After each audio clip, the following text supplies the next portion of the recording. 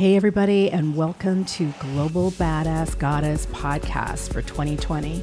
Today we're going to be speaking with Archanaa Sham, and I'm really looking forward to it. It's going to be fun. So let me just tell you a few things about Archanaa. Her focus is that she's been working with stressed out high performers who are feeling stuck. She helps them step up and own their own power and manifest confidence and success in every area of their life.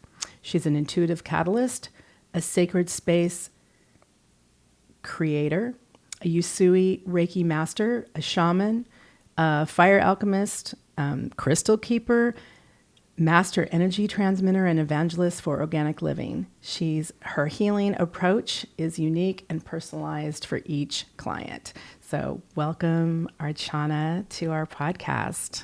Thank you, Glenda, for having me as well. You're welcome. You're so welcome. We're starting out the 2020 with a real big bang here, so I'm excited, and you're our first guest. And I'd like to just kind of jump right in and talk to you about where you're from. And I read on your website the meaning of your name, so maybe you could share a little bit about both of those things. Sure, absolutely. I'm from India. That's where I've been up until about 18 years ago when I moved to the United States.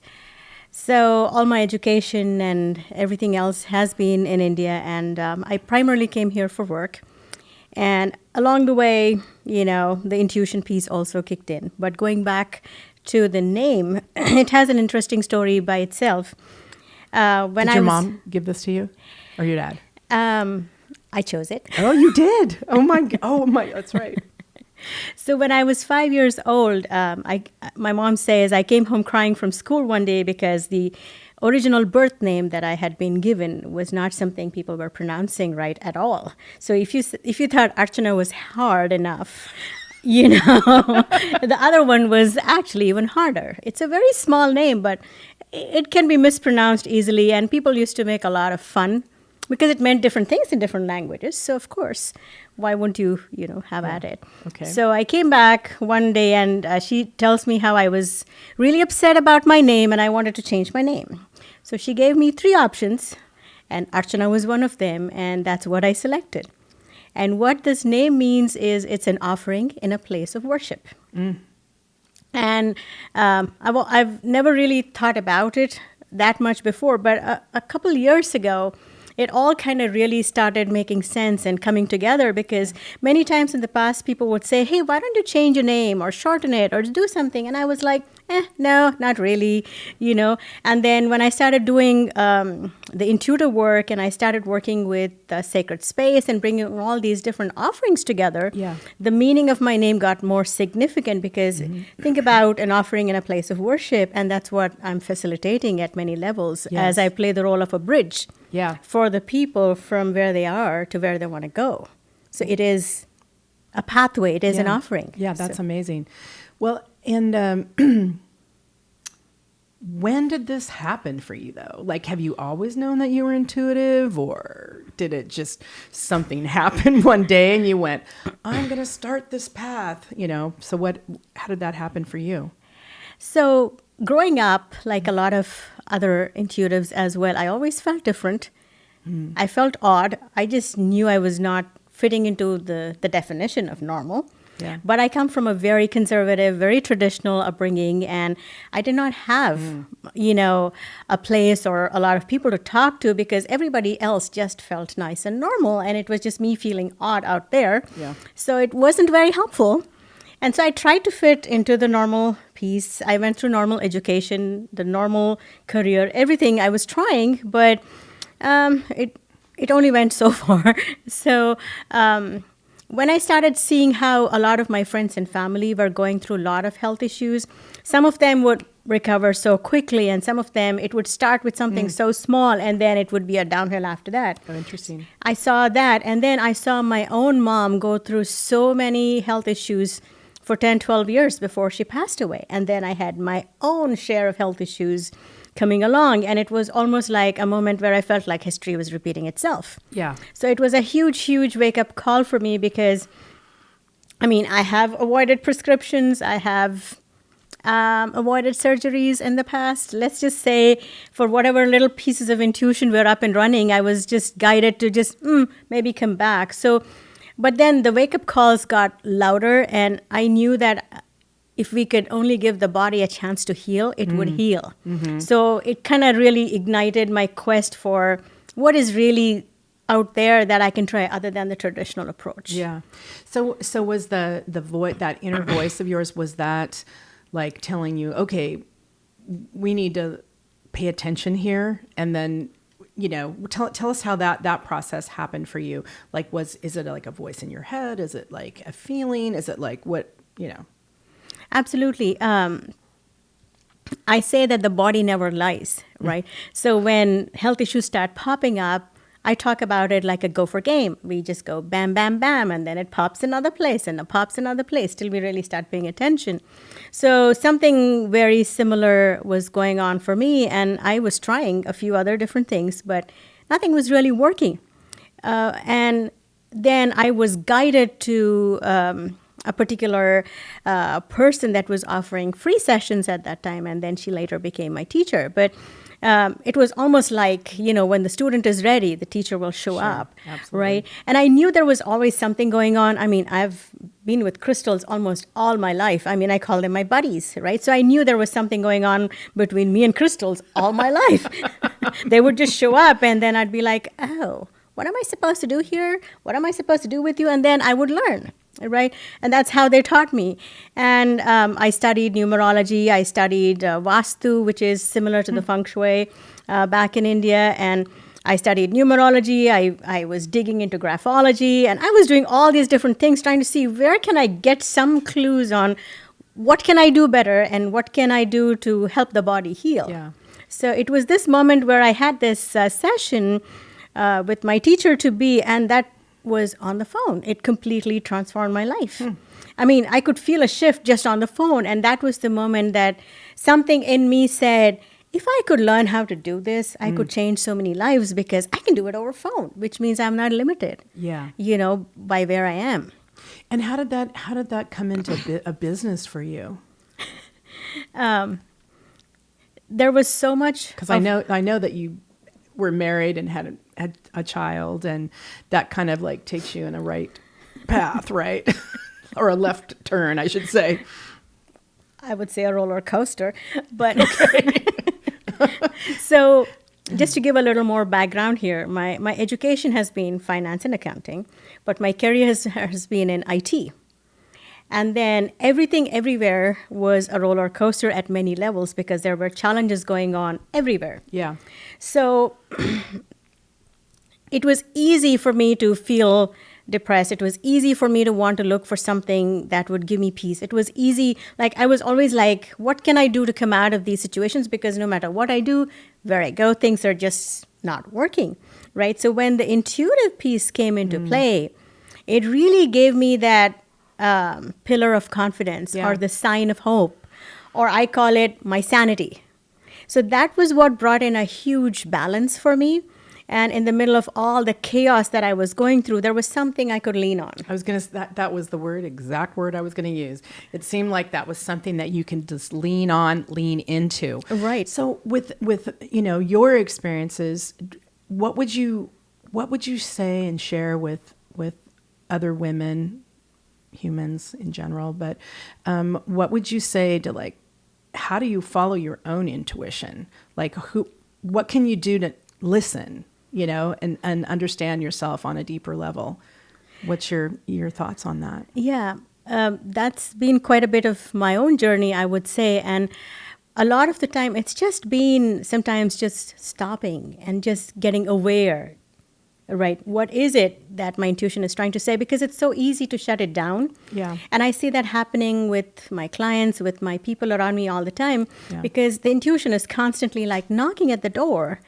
Because everybody has it. That's what I feel. Yeah. It's like a muscle. You use it, you get stronger. Yeah. You don't use it, it just stays on the side. Do you find, and this is a little bit off the subject, but do you find that being in technology, because you said IT, right? Do you find that those two worlds are compatible, or do they take you off? It's almost like one's ether and one's electricity. It's like, Yeah. how do I find the balance? Because you can see it in people sometimes. They show up and they're just like, they're not in their body, or they're not present at all. They're like in their mind or in their head, like a robot in some weird ways. You know what I'm saying? So how did you negotiate that for yourself? This has been a very balancing act, but I'm glad I have had it, because the ITPs brought in a lot of systems, processes, methodologies, and I am a person that likes structure to a certain extent, but not overdoing it. So I've always wanted a balance. Like, I like an outline, and then I like to play in it. Exactly. I build up a system, so it gives a guidance for my people, but then I have the freedom to add more stuff or move it around a little bit. So a lot of the structure, templatization, methodologies, and all those different pieces I do in my work now have their basis coming from my IT, because if I look back on my career in IT, I've been a bridge even there. I have been a bridge between the technical teams and the business teams, and I'm exactly playing a different kind of bridge even in my intuitive work, where I'm bridging, where people are versus where they want to go. In fact, my best or my favorite example here is I tell people, you're in a place of pain, you want to get to a place of power, and there's a bridge. And that bridge is called fear. Yeah. And in order to cross from the pain to the power or the dream, you need to cross that bridge of fear. Yeah. So, I'm all about, I'm here to hold your hand to cross that bridge, but you have to take the first step. Once you make that decision, then I'll hold your hand. But I'm not here to push you on that bridge. Yeah. So that is one of the things, too, that came about a lot as I was in my IT piece, is it's all about negotiation, right? I learned a lot about negotiation and how clients and their goals and their visions and their dreams and their whatever it is that they're putting it up there, it's important. I mean, it could be a small department, it could be a big company. It's a vision is something that is what it all starts off as, and then it translates into something tangible, which is a system or a program or a software or a platform, right? And the same way, when clients come to me here, they are in a certain place of chaos, but they have a dream, or they want to get over a pattern, they want to get over something they're feeling stuck about, or they're like, I've seen glimpses of my divinity, or I've seen glimpses of my power. How do I sustain it? Yeah. Or I feel a little bit of calm here and there. How do I make that my main thing? Yeah. So these are different pieces that they've seen, and that's the part. Can you also help people that are kind of ADD or kind of chaotic or can't, because I know you have the structure. So can you help them, bring them back into more of a, like you said, structure, but play inside the structure? Right, absolutely. And this brings up a very important point that whatever has manifested physically, right, there is an emotional, energetic component behind everything that happens on the physical plane. Right, so whether it's a high blood pressure, an ADD, or a diabetes, or whatever people may be going through, or depression, which is a bigger mystery, right? So whatever is happening on the physical front, there is something going on with the energetics and the emotional pieces. Yeah. And that's where I like to dig, because once you heal and resolve what's going on at the emotional and the energetic pieces, the physical body will heal. Yeah. It's a given. And in fact, it is important to heal the physical body in order for us to move forward with our spiritual journeys, because this is the vessel, this is the container for this lifetime. And I have made mistakes of ignoring it and going, you know what, it's okay, it's going to be all right. I can push myself, I can ignore my body. I mean, how else did I get into so much of a mess with my own health, right? Yes. Ignoring, it's going to be okay, it's going to be all right. I pretend, it's not hurting today, it's okay. All that we do so much. Yeah. But then... I'll just keep going. Yeah. Just keep doing that. Exactly. Yeah. So, I often hear people, they'll in conversation, they go, I need to stop doing this. I need to stop doing this. I'm not going to help. No. And you just hear it. And then they're doing the same pattern the next day, even though they're conscious of it. You know what I'm saying? So how do you pull somebody I guess there needs to be a want, but how do you pull somebody back and say, look, I know you see your patterns. These are your patterns. What do you want? Like, what do you truly want? What does your spirit want? What does your heart want? What's your purpose? Right. I asked that to a friend once. I said, what's your purpose? The conversation just moved to something else. I was like, okay, wow, this is a tough question, for people. So I think that's really interesting. And it's pretty obvious that this is your purpose. You embody it, you live it, and you work it for yourself. And I love that. So when was the last time that you had something come up for you that you transformed it? Well, there have been a lot of things that have come up and continue to come up at many levels, because I want to put this as a context here that when we start working on ourselves, right, it's like peeling the layers of the onion, right? And I tell my clients the same thing, that, we'll keep peeling and hopefully we'll get to a point where there are no more peels. But many times there's a new onion waiting for us. Yeah. Oh, a sprouted growth. That's lovely. So that's where we make the choice. Do we keep going? Yeah. Well, hopefully you have enough tools at this point. Oh, yeah, absolutely. Right, yeah. Yeah, so... and there is no perfection or this, we've got it all handled. This is a life journey, I believe it's just a life's journey to continuing to be present to my purpose and then asking myself the powerful questions, am I doing that? Or am I being distracted? That's one of the reasons why I was asking you about because you hear so much people talking about in the spiritual community, you hear them, electronics is bad, and it's, electromagnetic field, and it's that duality, like making it wrong, making this wrong. That's why I was asking you, is there a balance? Because you've actually been in both worlds. So, and what have you seen for yourself? So the other piece too, in fact, technology, right, when used the right way, can be quite a powerful tool.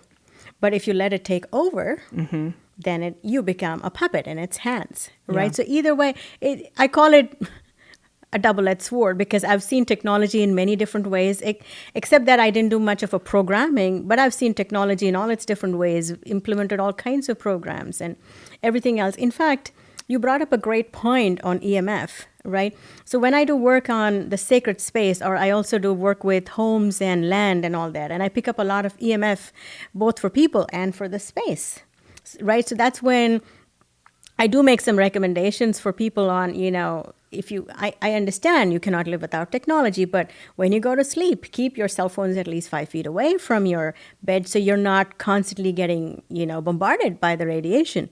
Or if you have TVs and printers and Wi-Fi in your bedroom, just turn them off before you go to bed. I know you cannot live without them, but turn them off when you go to bed. I'm an offender. Oh my God. No, just because it's good for the brain, it's good for the body, right? And these do emit the not so beneficial ions that latches onto the body. And we are all, at the end of the day, working on, creating a sacred space, not just in the home, but even in the body, right? And going back to the earlier piece that you said, with the work that I've seen done, whether it's my clients or even myself, especially on the health front, right? It's not like it never happens again, or that you never get a health issue. It's not like that. But what I've seen over a period of time, as I've cleaned up my own baggage, I'll be as polite as I can, right? So what I've seen is things do happen, but the intensity, the severity, the duration comes down. Yeah. Like I might catch the most recent example that you asked for was I had bronchitis and asthma for almost 14 years, up until 2016. And it cleared out at that time. And I knew there was grief and other things that had to be healed as part of that process, which I did. Yeah. And I thought I was done. But a couple weeks ago, the asthma decided to pay a quick visit. And I woke up with really bad sore throat at 2 a.m. in the morning, and I thought I was going to die. Wow. Because it was really bad. Wow. And then it wouldn't go away, and I knew it would it would heal. There was something coming up that I had to look at. And as I started looking at those aspects and working on what was the new piece of the grief that I had to deal with, and where was the communication piece I had to negotiate with myself, right? So as I worked with that, less than a week, everything was just gone. I didn't have to go to the doctor. I did take some honey at home because my voice was like nowhere to be heard. I needed some help with local honey. But other than that, not really, I didn't go to the doctor or any of that. Earlier, when I had my bronchitis and asthma attacks, I would be out for 3 months in a year. Wow. And we're talking less than a week. Wow. So after 4 years. Yeah. So no, that's fabulous, because you just worked on yourself. I'm not, of course, saying if there's super traumatic things, please go to the doctor. But yeah, I think that's always the place that I start too. Like if something happens to me, or it manifests in the body, and then I start asking my questions. Right. What is that from? What are you trying to tell me? That kind of thing. Yeah, and then it usually goes away. And the one thing I wanted to point out is I love your values, and I was reading them. It says empowerment, from mystery to mastery with integrity, freedom to choose, play, dance, and love, ecstasy with gratitude, ease, grace, harmony, and bliss, fierce compassion with intuition, forgiveness, and trust. Bingo.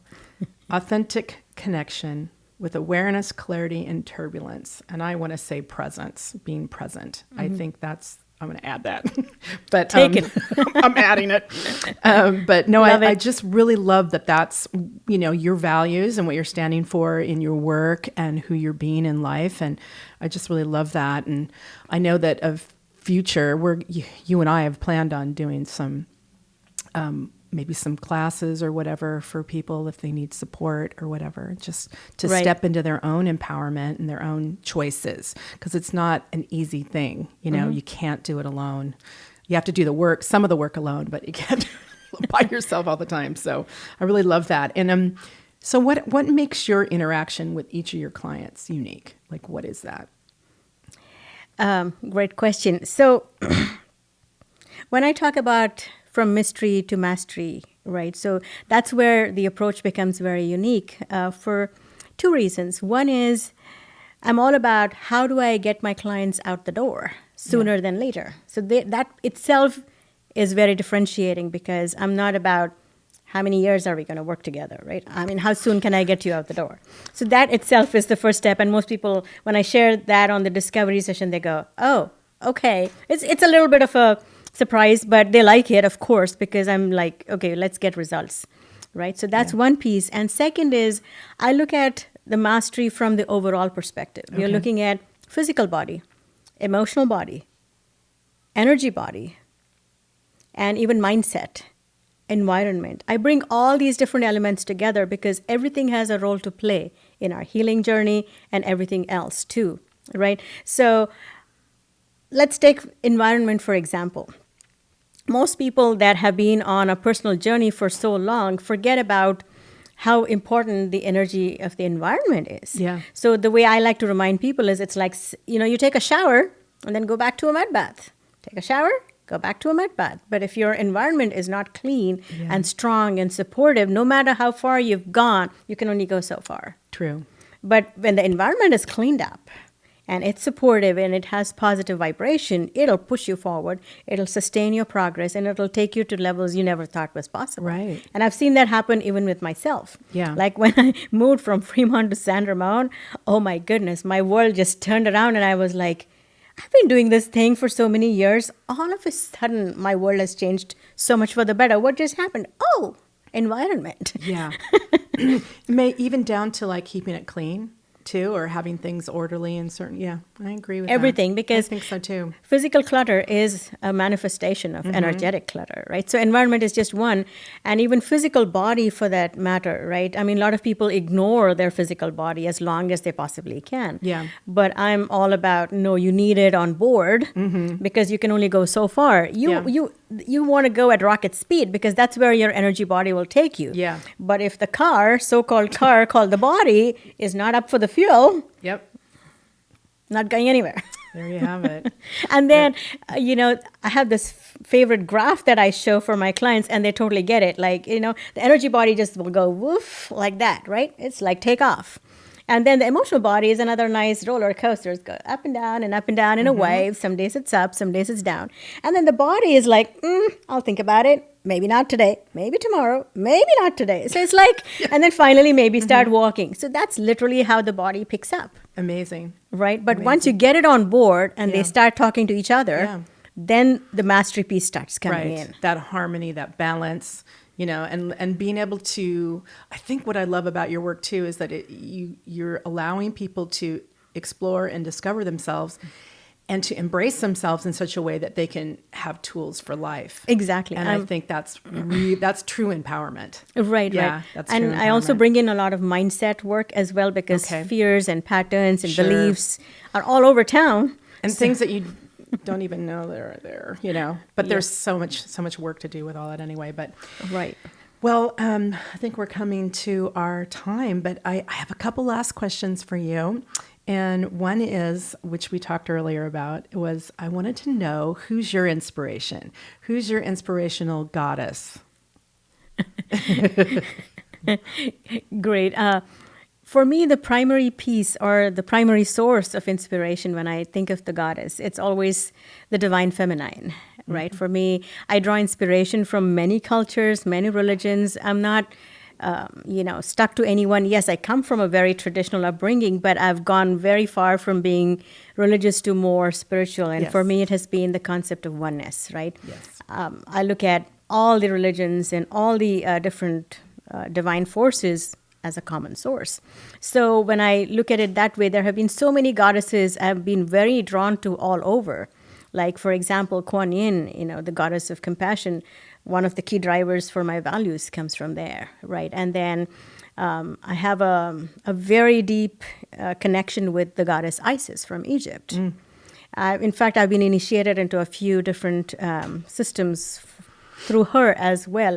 There's a lot of magic and transformation and all that I'm very deeply connected to. And in fact, when I had one of those initiations, I had a red-tailed hawk circle on me so long in Yellowstone Park, and that was the start of another wonderful journey.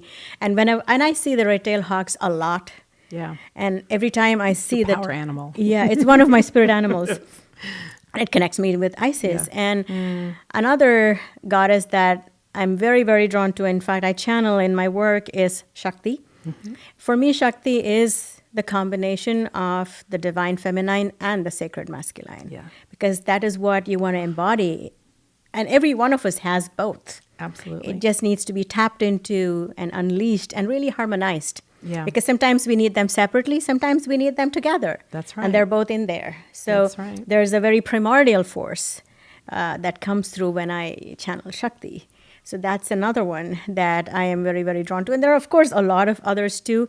And I've also, in the human world, right, I've been very inspired by a lot of my mentors, a lot of friends, and even, actresses such as Julia Roberts, who I've admired for the longest time.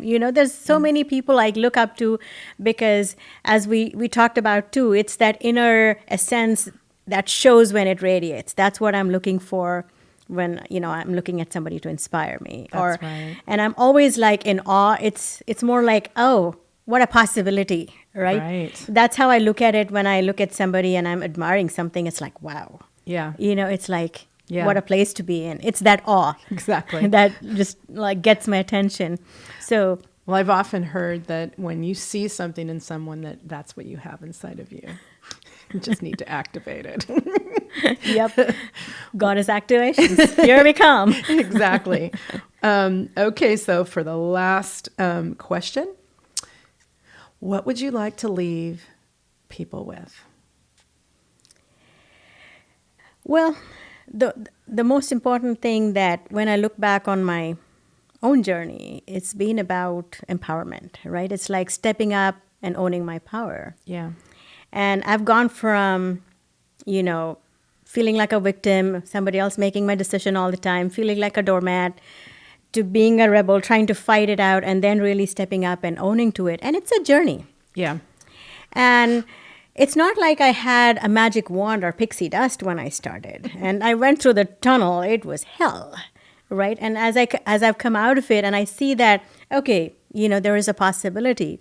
So what I would like to share with people is, when I started off, I didn't have any special tools or magic wand. And there's a way to get to the other side. And if I can do it, so can you. Yes, I love that. Thank you so much, Archanaa, for being with us today. We really appreciate your spirit, your time, your energy, and your gifts. So thank you. Thank you. And thank you to everybody out there for watching us and sharing your insights with us too. We really appreciate it. Thank you so much, and we'll see you next week.